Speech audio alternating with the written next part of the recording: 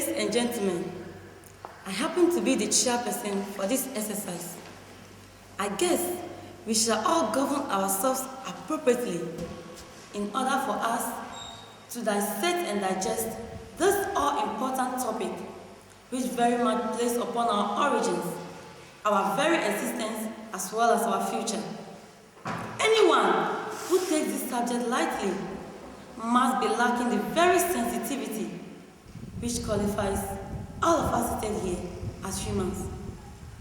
While we go through this exercise, let us not adopt the attitude of a usual hearer of sermons who doesn't even remember the theme for last Sunday's sermon, let alone the gist of the message. With this preamble, ladies and gentlemen, I humbly open the discussion on the topic mothers.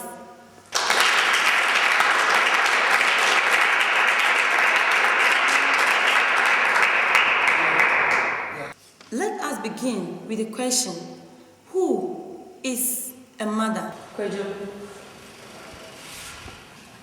Strictly speaking, the mother of a person is the female who gave birth to that person. The same goes for animals, but I'm not sure about plants and germs. But outside biology, a mother may be any female who treats you as if you were her own child, whom she loves. Akwete, what is the role of a good mother? To begin with, a mother is supposed to endeavor to hold a child in her womb and not attempt to abort the baby, labor to deliver the baby, nurse the baby, which includes feeding the baby, changing the diapers, washing the baby, putting the baby to sleep, teaching the baby some little things, and a whole lot of other things. I guess a child is more demanding than a queen is of her servants. What else, Yerenchua? That is not the end of the story. The mother is supposed to protect the child from harm and care for the child in sickness. This may include not just carrying the child for treatment, but staying by the child in hospital, sometimes for several days. Not only that, sometimes the mother has to foot the bills as well. And also, but I'm not through yet, yeah. That's all right, Yerenchua. You still have the floor. I think I'll give you a chance. yes, as I was saying before, I was pitiably interrupted. As the child grows, the mother's responsibility becomes less physically demanding and less time consuming. It also requires less of the mother's presence by the child.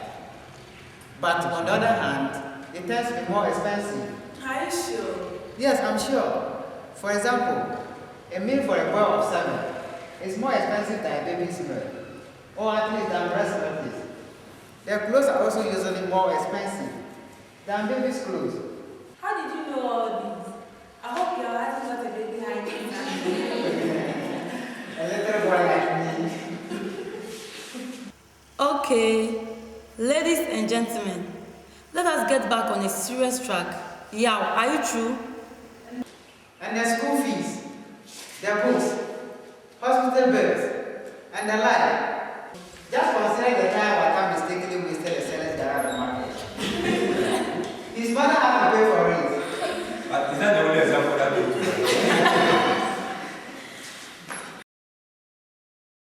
Yes, Yerenchua. We shouldn't forget the moral and spiritual aspect. As Dr. Abi once said, and I quote, if you educate a girl like me, you educate a nation. If you educate a boy like Yao, you educate an individual. Unquote. Dr. Agri didn't say boy and girl. She referred to man and woman respectively. I was just bringing it within our context. But a quotation is a quotation, and must be entered between the commas.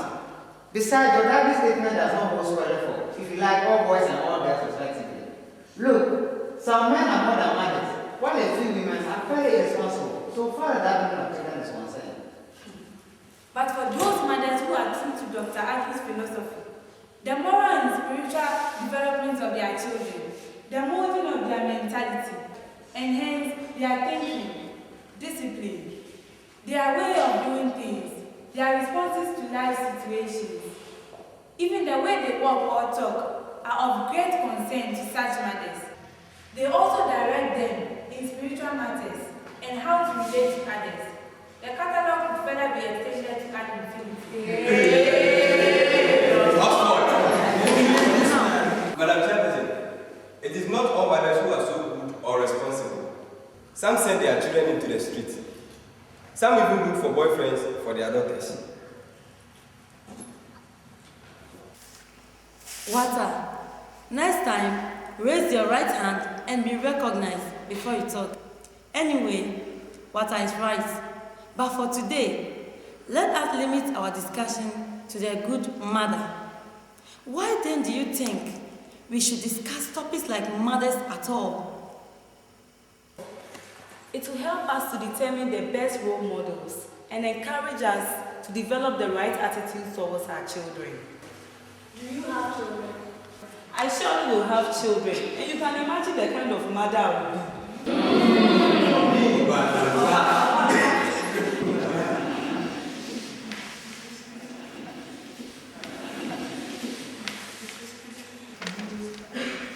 So, what are some of the problems mothers encounter in responding to such callings? Right from the start, some have to look for husbands, some with so much difficulties, especially the very, very choosy ones. Sometimes there are disappointments and even failures in their endeavors. Yes, so Don't laugh, Water. It's not funny. My aunt went through it. Some even get abandoned and their babies disowned by some irresponsible men, and thereby getting them thrown into the pitiful status of single parents. Some even get battered by some violent men. hey, the aunt really went through something. I'm sorry for her. I'm not saying my aunt alone went through all that. Don't get me wrong. I know that some of you are shy in admitting that your relatives, neighbors, or even your mothers have gone through the very same ordeals. Some had to go from doctor to doctor, sometimes to herbalist, even to spiritual people in search of babies. Having got pregnant, some suffered disappointing miscarriages, during which some even went to their death. Some developed infections from such miscarriages, which caused them other problems, such as inability to further conceive a baby. Joe, we haven't heard from you. Some manage to keep the babies in their wombs. Sometimes the baby died in their wombs later. Sometimes the mothers develop pregnancy-related diseases like high blood pressure, kidney disease, anemia, and so on, which sometimes claim their lives. Some also bled during delivery, sometimes to their death.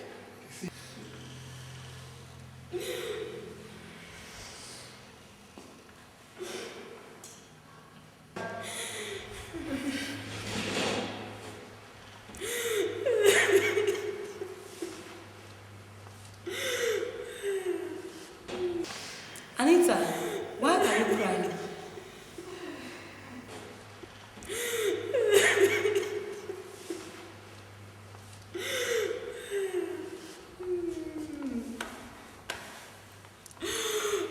My mother.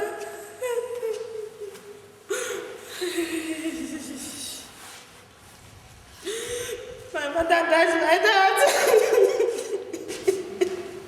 How?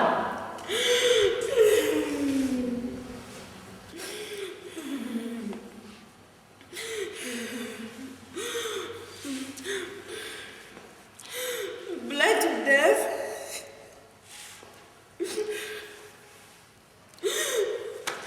Right after I was born.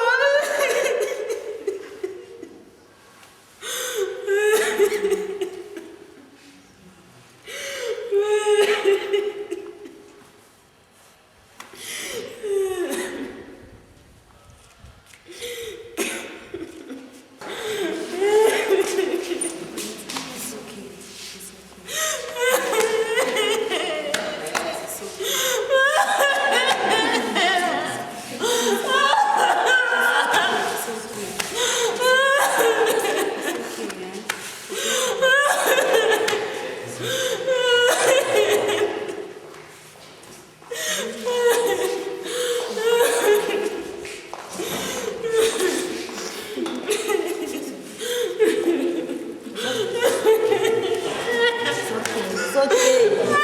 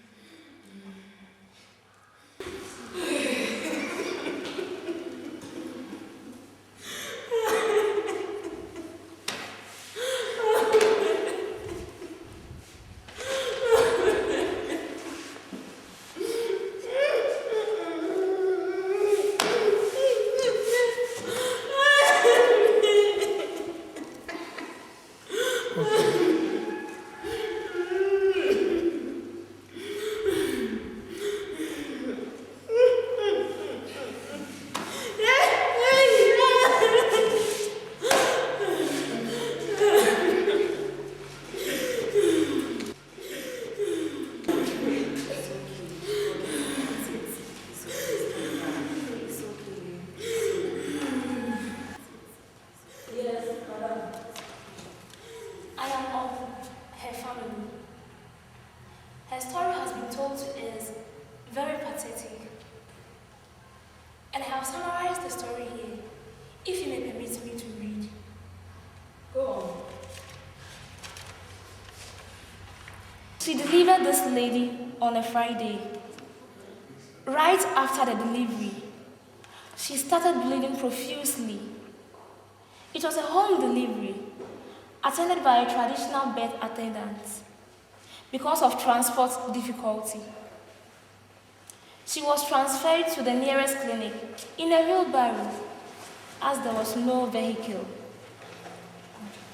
It was a cheap zone, and the only nurse had left for an early weekend. So the cleaner advised that they go to the nearest hospital.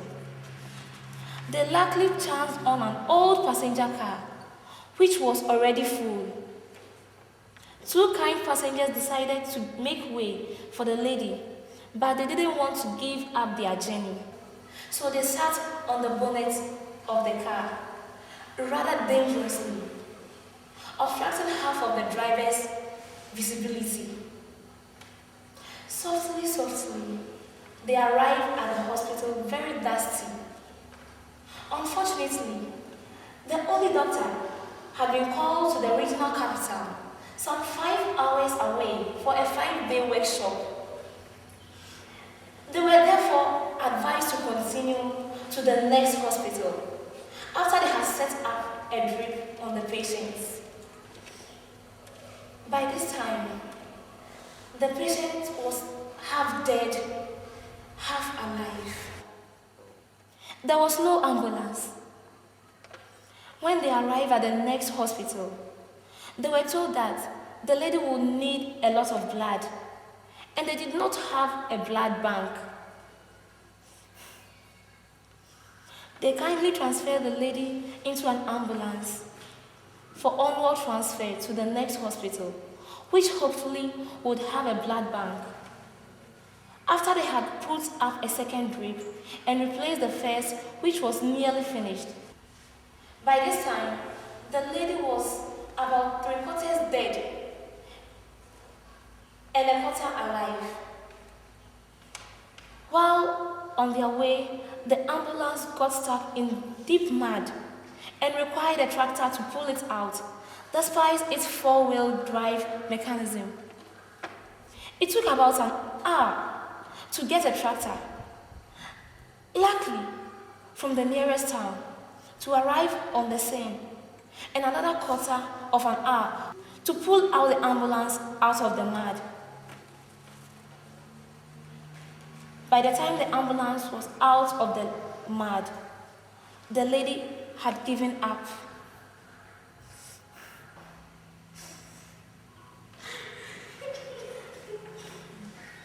This is not the only story of this kind. Such tragic stories are littered all over the place. Stories of tragic and fatal system failure, and yet no one dares to clean the mess. Who are to blame is your guess.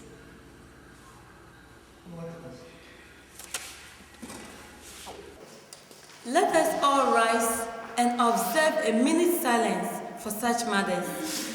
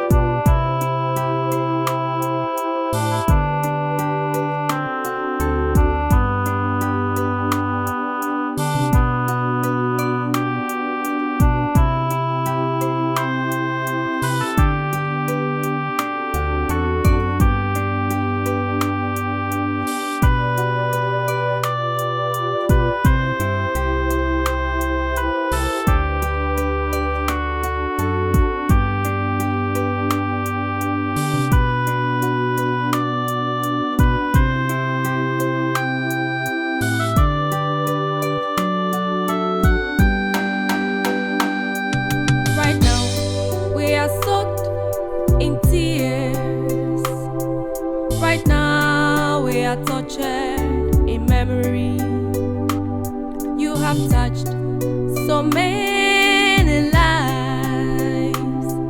There's none that knows you who doesn't miss you. You left a vacuum, which is so hard to fill. You've left a vacancy in life. So many are questioning why you should leave us so suddenly. Why should you leave so soon? Goodbye, mother dear. Goodbye, grandma dear. Goodbye, mother dear. Goodbye, grandma dear.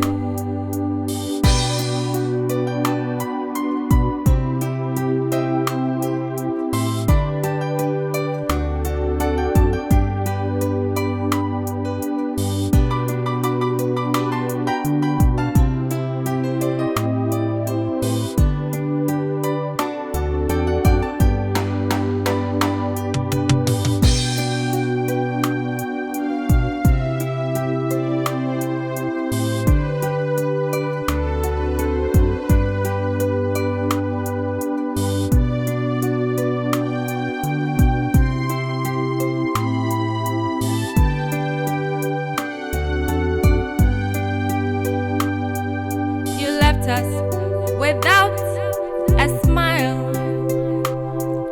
You've gone without a heart. taught us with love and kindness. You told us the story of goodness. Now that you've gone, whom did you leave us in care of? Who can be as nice as you were? You left many orphans, you left the helpless asking, who shall take care of us? Goodbye, mother dear. Goodbye, grandma dear. Goodbye, mother dear. Goodbye, grandma dear. Goodbye, mother dear.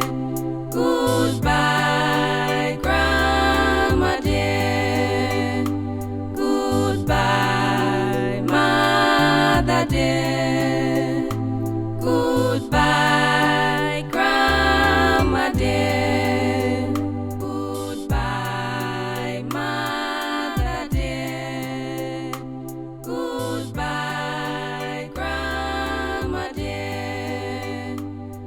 Goodbye, mother dear. Goodbye, grandma dear. Goodbye, mother dear. Goodbye, grandma dear. Goodbye, mother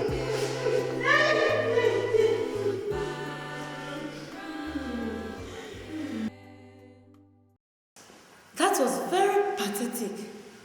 Why do you think mothers go through all these toils and snares for our sake?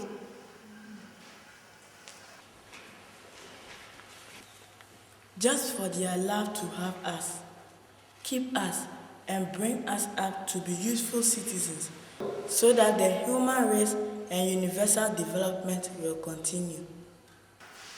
Yara, what is their usual reward?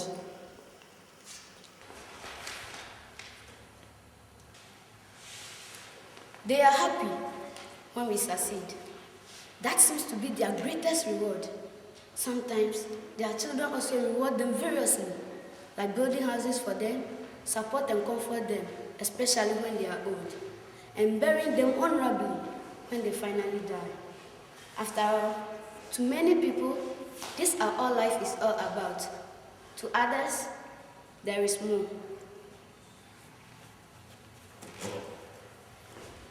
Is that always the case?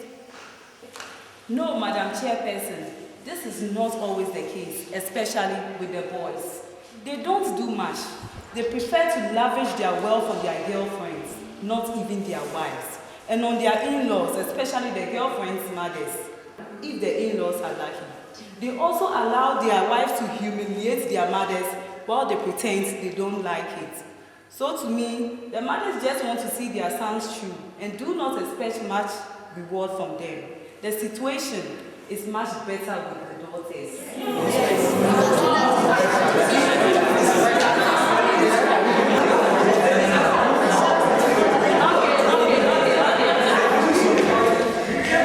Okay. Let's have it quiet. How do you think we should reciprocate this act of love, act of kindness, act of sacrifice? We should study hard to become responsible citizens and carefully employed so as to enable us to support our parents. And not girlfriends. But usually we become the girlfriends. Anyway, we should show our love and appreciation for the sacrifices our mothers are making for us. How do we translate those into practical terms? As Maggie said, we must study very hard to become worthy of their effort to educate us. We must behave as disciplined people to to demonstrate the guidance they give us. We must practically help them in their struggles. For example, on the farm, in the shop, as shop assistants, if they are running the shop. This way, our mind will be engaged in noble things and we appreciate the dignity of labor, rather than running around with other people's children to influence them negatively or conversely allow ourselves to be so influenced. We must sympathize with Mama when she falls short in life demands. Efia, you seem to want to say something.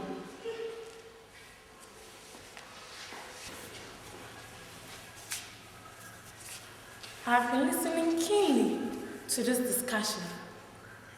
Ladies and gentlemen, we have a problem. We have a great and complex problem on our hands. Maybe some of us have not realized the dimension and the weight of the problem. Look, in order to succeed, we have to come constantly against the great forces which influence our lives. Mere words are not enough. Not even mere determination, but sustained consciousness and action. Action aimed at winning. People enter our life from all walks of life. Teachers, coaches, extended families, school bullies, the all-powerful peers whom we sometimes call friends, and others. Some are well-intentioned, some are not. And these people may have priorities and values which are different from our own, and they can sometimes tremendously affect how we think, feel, and behave, as well as what we become as adults. Let us beware of the negative ones, especially the false positives. Bombardment from the sleek and massive media can also undermine the strongest of families if purposeful care is not taken to counteract these messages. Televisions, music, and movies manufacture heroes and icons with utter disregard for what is being glamorized. It is our duty to counteract rather than contributing to this craziness. Lest its great flags carry us all away. We must make certain that we do not threaten the lives of our own families and friends from within due to our own lack of adjustment, poor priorities, and absence of leadership, or by using the negative products of our upbringing. We must make sure that we are the most persuasive influence in the lives of our friends and families. Look, some will tell you that in this fast-paced society, these ideas have become obsolete, that they are just some old-fashioned, lost concepts getting buried in the world of enlightened people. I am here to tell you that is not right. Not even close. These ideas are even more important today than in generations past, and its erosion is unacceptable. This is a fight we can and must win. You have the power to set yourselves, your peers and siblings on a course for success. You may or may not feel powerful right now, but if you have the courage to stand to the challenge, you and your peers and siblings will be blessed beyond belief. Ladies and gentlemen, let us pray about this important challenge and make a pledge to each other, to our families, and ultimately to God.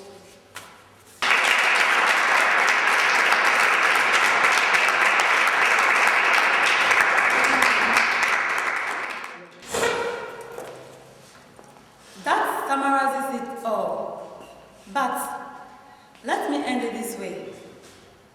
Just consider the fact that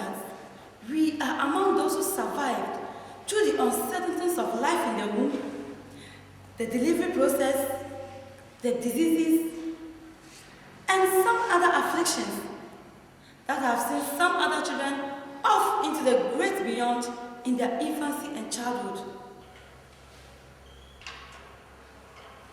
It is a social and biological privilege for us that we live while others die. We haven't even considered other youthful lives claimed by wars and natural disasters such as floods and hunger. Ladies and gentlemen, let us then consider the effort and pain society, the government, extended families, and particularly parents go through towards the upbringing of the individual. Just ponder over all that we have discussed today about the mother alone, without even touching on any other player. In the case of some people, the mothers even lost their lives, while others went through all sorts of humiliations mentally and physically. It is crystal clear to all who have any semblance of good conscience and human feelings that it constitutes serious wastage of such efforts of society and parents if some of us should carelessly die of such things as abortion, or particularly AIDS. This is especially sad for the mothers who bear most of the pains in our upbringing. Ladies and gentlemen, surely we mustn't waste her pain. We mustn't die of AIDS. We mustn't waste Mama's sacrifice. We mustn't waste such love. Thank you.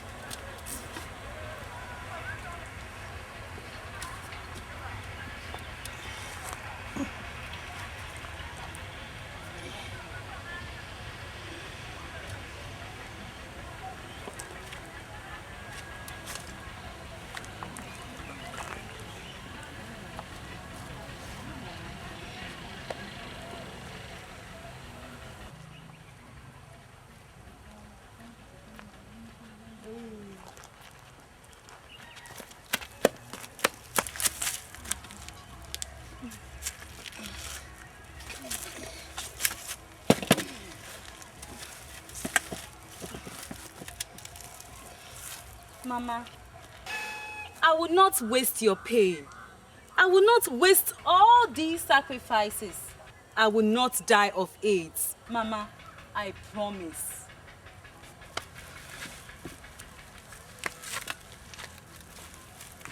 This is not the real pain, because it is spiced with hope and great expectation of you succeeding tomorrow. The real pain comes when you fail us through sad things, as immoral behavior involving drugs or sex, which may lead you to abortion, or particularly AIDS. That is the real pain. I promise. Do you promise?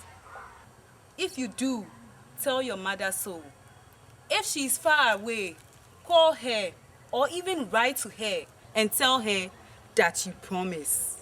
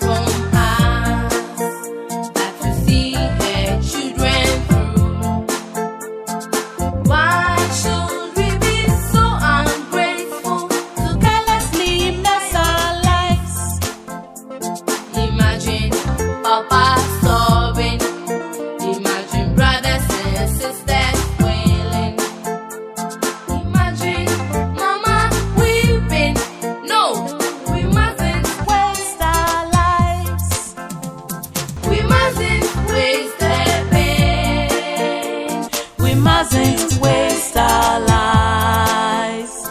We mustn't waste mama's sacrifice. We mustn't waste our love. We mustn't waste her pain. We mustn't waste